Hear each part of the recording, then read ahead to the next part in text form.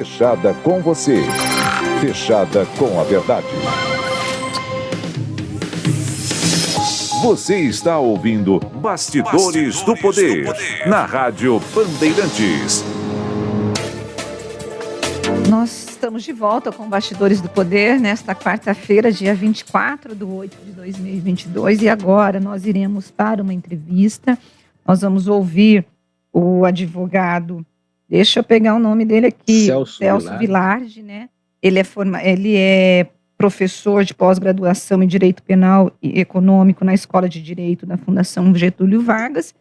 E eu convidei o advogado para nós falarmos sobre a decisão ontem do ministro Alexandre de Moraes, que autorizou, né, a PF a fazer aquela busca e apreensão em endereços ligados a 8 empresários bolsonaristas. Hoje, por exemplo, nós temos aí uma petição assinada por quase 2.000 advogados contra a escalada autoritária de Moraes. Bom dia, doutor, bem-vindo ao programa Bastidores do Poder.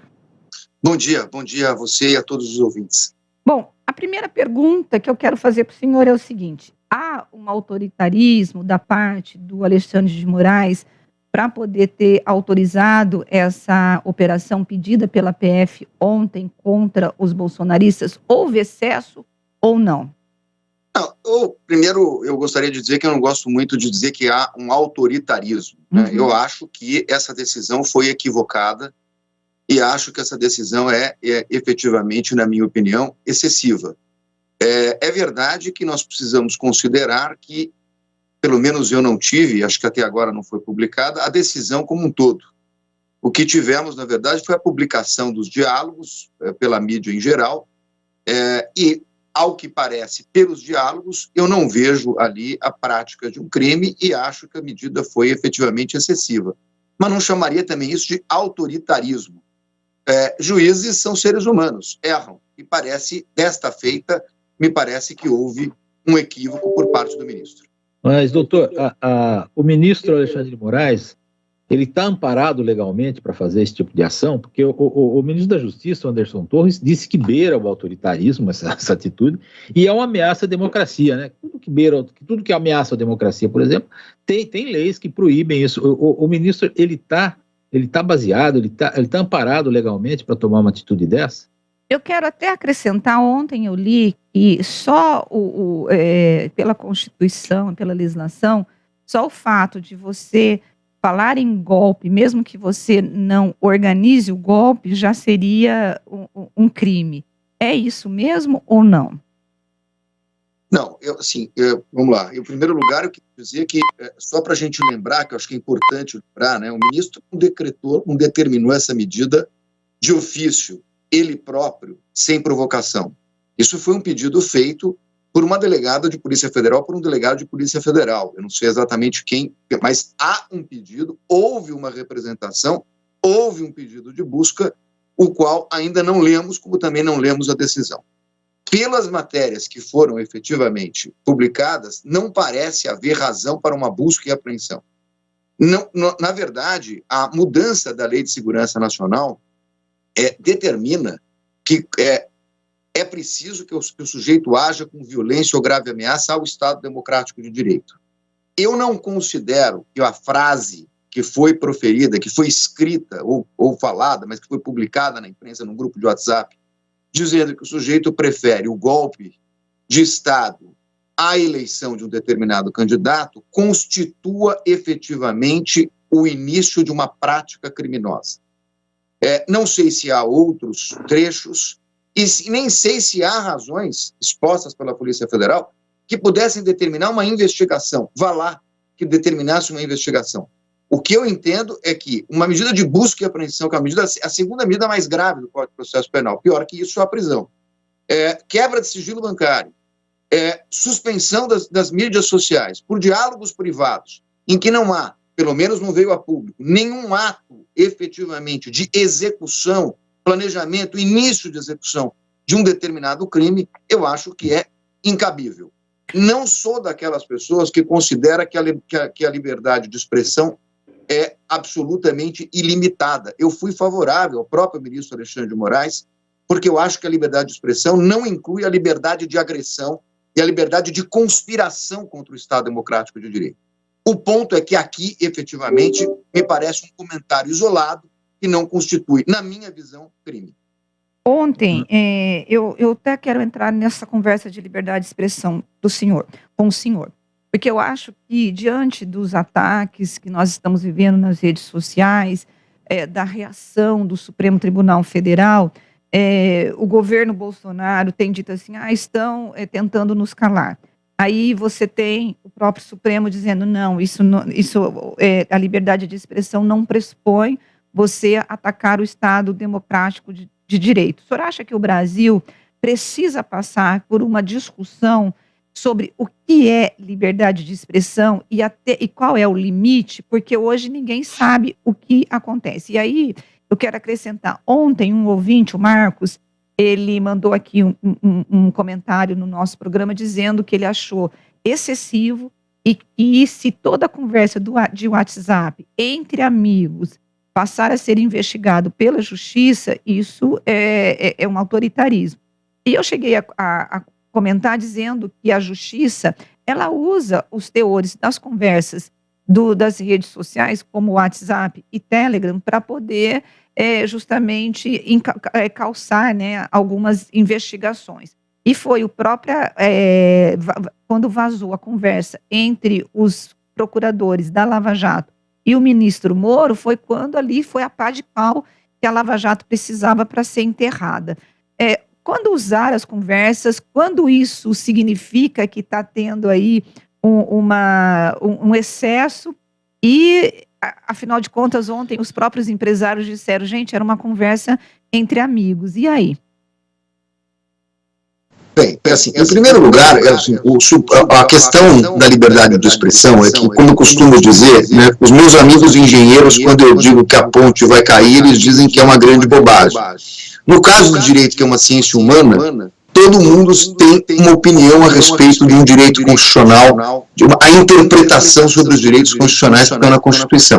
Mas a questão da liberdade de expressão, ela está definida pela jurisprudência do Supremo Tribunal Federal e, em geral, pela jurisprudência dos tribunais das Supremas Cortes do mundo inteiro. Na verdade, qualquer expressão de pensamento está liberada, o que não significa que um deputado possa pregar a agressão ao ministro do Supremo, porque isso não é liberdade de expressão. Isso é efetivamente uma ameaça, está pregando um ato concreto de violência contra o ministro, contra o Supremo. A liberdade de expressão, portanto, não permite que alguém xingue outra pessoa, que alguém agrida outra pessoa, que ameace outra pessoa, nem tampouco que ela, na verdade, incentive a violência contra outra pessoa. As pessoas dizem que não há crime de palavras. Existe. Ameaça é crime. Instigação ou suicídio é crime. É tudo feito por palavras. A instigação é feita por palavras. A ameaça é uma ameaça feita por palavras. Então, obviamente, existe crime de palavras. Sedimentado está na jurisprudência do Supremo, repito, no Brasil e no mundo, que a liberdade de expressão encontra limites. A questão é que isso tem que ser avaliado caso a caso. E no caso concreto, uma pessoa dizia, eu prefiro um golpe do que uma determinada pessoa ganhar a eleição, que o Lula ganha a eleição, isso não constitui uma ameaça, isso não é um ato contra o Supremo, é um comentário lamentável, é um comentário que eu abomino. Mas a democracia, efetivamente, nos obriga a ouvir, inclusive, aquilo que abominamos. O que não significa dizer, eu quero matar um ministro supremo, eu quero bater no... Isso aí não é liberdade de expressão, isso é crime. Agora, no caso concreto, aquela questão de falar a respeito de uma preferência no grupo de WhatsApp de uma forma privada, a mim não me parece que exista um mínimo indício de um início de uma prática criminosa. Houve outra pessoa que chegou a falar em financiamento ilegal de eleições. Isso é um tema que poderia ser investigado, mas foi rechaçado no grupo. Então, assim, nós agora vamos punir as conjecturas criminosas. Amanhã, se eu disser num grupo, eu estou pensando em fazer um mal a alguém, eu vou ser punido? Então eu vou ser punido antes de praticar o ato. E o Código Penal pune a prática criminosa, o que nós chamamos de hipercrimes. Doutor, o ministro Alexandre de Moraes, nessas conversas aí, é chamado por um dos empresários, algumas vezes, de skinhead, né? Um apelido totalmente pejorativo e tal. Então, acho que poderia, o senhor disse no começo que o ministro, né, os ministros dos tribunais são pessoas, são seres humanos e podem errar também. Você acha que ele pode ter sido levado pela emoção, por um desejo mais comezinho de vingança, por ter apelidos, ou por ser maltratado? Muita gente nessas conversas aí, eu li essas conversas aí no site Metrópolis, elas falam bastante mal dos ministros, tal, criticam bastante. O ministro Alexandre de Moraes poderia ter sido levado pela emoção para praticar um ato desse? Eu, sinceramente, quero crer que não. A mim me parece que o Supremo, na verdade, entrou nessa questão do inquérito de investigação das fake news. O Pleno aprovou esse inquérito. Em circunstâncias excepcionais, eu também apoio a iniciativa desse inquérito, quando isso se reflete numa ameaça contra a Corte ou contra um dos seus ministros, como foi deliberado no voto do ministro Fachin. Mas eu acho que chegou a hora do Supremo rediscutir isto e colocar limites, porque, na verdade, não é possível, e não descarto o papel importante que esse inquérito teve para assegurar a democracia no Brasil nos últimos anos. Teve uma pessoa que foi jogar fogos no Supremo Tribunal Federal e tinha que ser punida, e foi. Agora, nós temos que ter um limite, porque existe um sistema acusatório. Né? E se efetivamente alguém se sentir ofendido, e se efetivamente tiver alguma coisa inapropriada, difamatória, caluniosa, injuriosa, tem que ser apurado, mas no foro adequado. O Supremo não pode, em relação a empresários que não têm foro especial, que não têm o foro por prerrogativa de função, num comentário privado, começar a fazer o papel investigativo, porque isso fere o princípio acusatório, não é? E a não participação efetiva do Aras, independente se teve certidão, se ele tomou consciência por uma secretária, a não participação do Procurador-Geral da República agrava o fato. Porque ele é o procurador, ele é o responsável pela ação penal, esse é o sistema acusatório. Então, em caráter excepcional, eu até admito que o Supremo possa agir. Mas esse caráter excepcional não pode se tornar um caráter natural, porque natural não é. Isso está no voto do ministro Fachin, e esta é a posição do Pleno do Supremo Tribunal Federal. O inquérito tem que ser utilizado excepcionalmente, e ao final do voto, inclusive, quando o Supremo como instituição estiver em perigo, ou um dos seus ministros.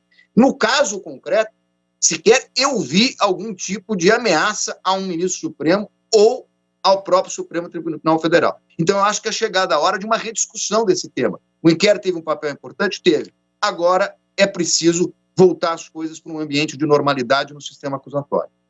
Bom, eu quero agradecer ao advogado Celso Village por ter aberto um espacinho na agenda dele para falar conosco. Os seus esclarecimentos foram ótimos, claros. Muito obrigada por ter participado aqui do Bastidores do Poder. Um abraço a todos. Obrigado.